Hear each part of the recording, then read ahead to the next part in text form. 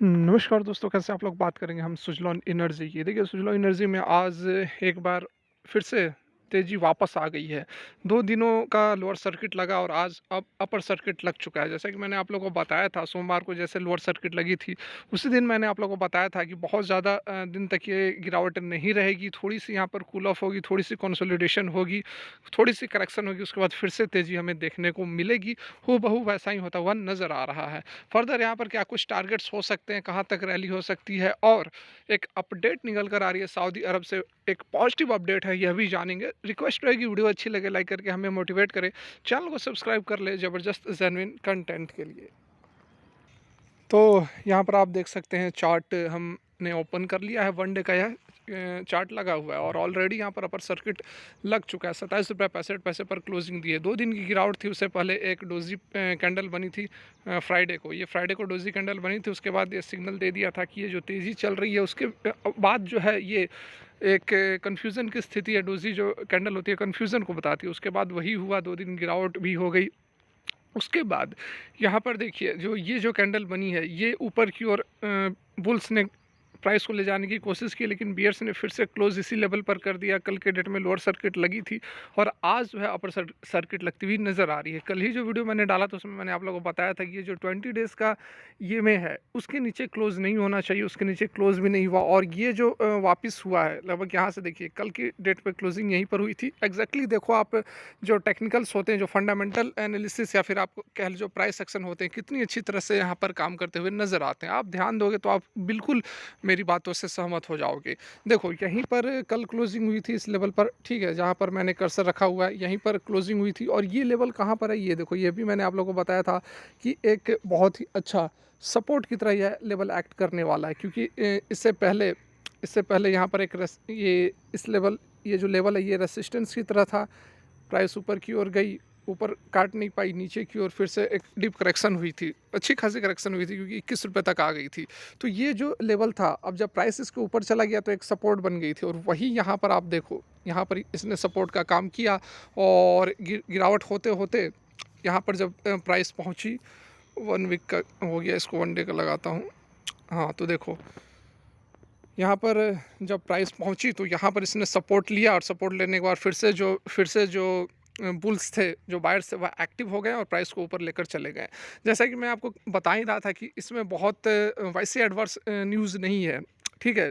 Negative news क्या निकल कर आ रही थी, तो एएसएम लिस्ट 4 में डाल दिया गया था, उसके कारण जो है 2 दिनों से प्रेशर देखने को मिल रहा था। लेकिन मैंने आपको हर बार यही बताया था कि बहुत ज़्यादा चिंता की बात नहीं है। एएसएम लिस्ट 4 में डालने से ऐसी बात नहीं है कि इसके जो फंडामेंटल्स हैं, इसके जो ऑर्डर बुक हैं, इसके जो डेप्ट हैं, उसमें चेंज आ जाएँगे, ठीक है। डेप्ट जैसे डेप्ट फ्री हो गई है ऑलरेडी कंपनी, तो ये सारी जो इसको जो मजबूत बना रहे हैं, इसके रैली के पीछे क्या कारण है?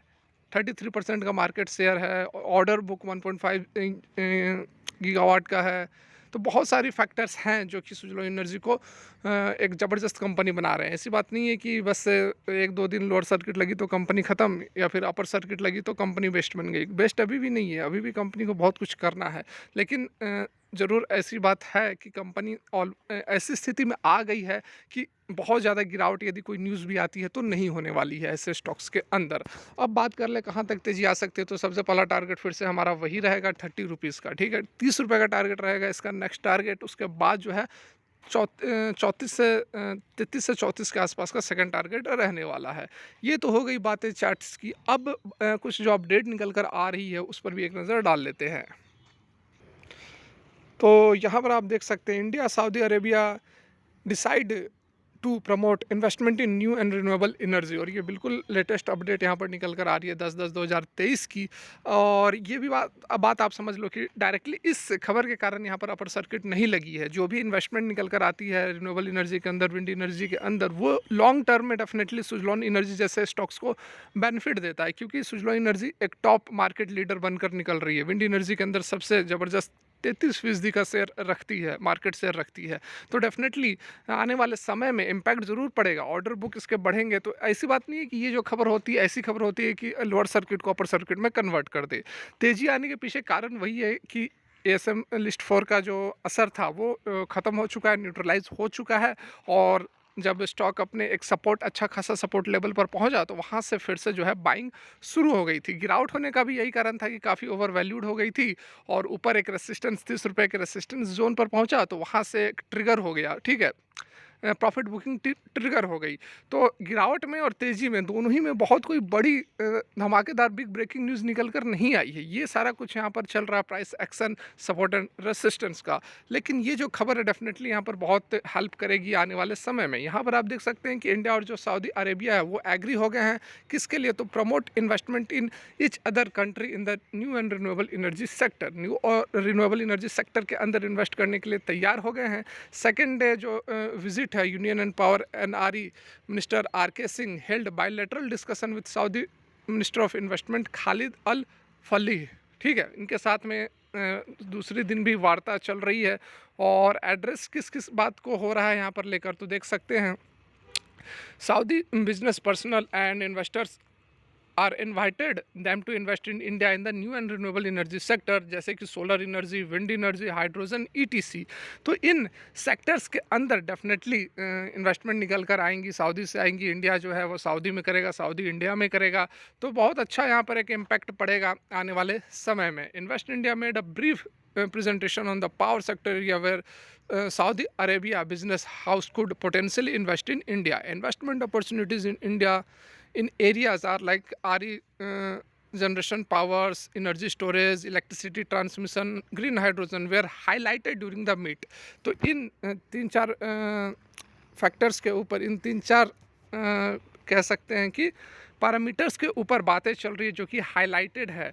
एक मेमोरेंडम ऑफ अंडरस्टैंडिंग भी इंडिया और सऊदी अरेबिया के बीच में साइन किया गया है electrical connection, hydrogen supply chain वगैरह वगैरह के लिए। MOU aims to establish a general framework for cooperation between the two countries in the field of the electrical interconnection, exchange of electricity during peak time and emergencies, ठीक है। तो ये peak time में electricity वगैरह को use किया जाएगा, जब शॉर्टेज हो तो यहाँ से वहाँ दिया जाएगा, वहाँ से यहाँ लिया जाएगा। तो इस तरह का electrical interconnection, exchange of electricity के लिए बनाया जा रहा है। तो डेफिनेटली बहुत ही अच्छी खबर यहाँ निकल कर आ रही है। Indo Saudi partnership have strengthened considerably in recent year due to sustained engagement at various levels. बहुत ही अच्छी यहाँ पर कह सकते हैं आप अपडेट निकल कर आ रही है। लेकिन फिर से यह कहना चाहूँगा कि आपको सडन इसका इम्पैक्ट, ऐसी बात नहीं है कि इस खबर के कारण ये अपर सर्किट लगी है। ऐसी खबरें आपको लॉन्ग टर्म में डेफिनेटली बहुत हेल्प करती हैं। तो जो कुछ कारण था सारा कुछ मैं आपको सबसे पहले यहाँ पर समझाने, अपडेट करने का कोशिश करता हूँ। यदि यह वीडियो आपको अच्छी लगे, काम की लगे, तो हमें ज़रूर मोटिवेट करें, एक लाइक करके चैनल को सब्सक्राइब कर ले ज़बरदस्त जेन्युइन कंटेंट के लिए। फिलहाल के वीडियो यहीं तक। Thanks for watching, have a good day.